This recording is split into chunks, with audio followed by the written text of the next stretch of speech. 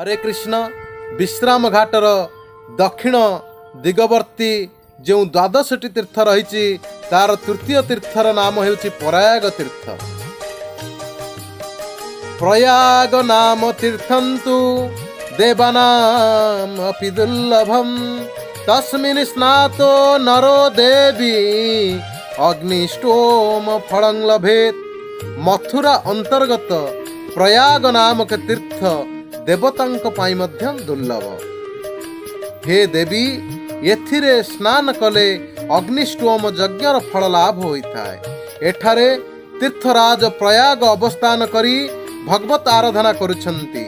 एही प्रयाग तीर्थरे स्नान कले व्यक्ति त्रिवेणी स्नान रु 1000 गुण अधिक फल लाभ करिथाए।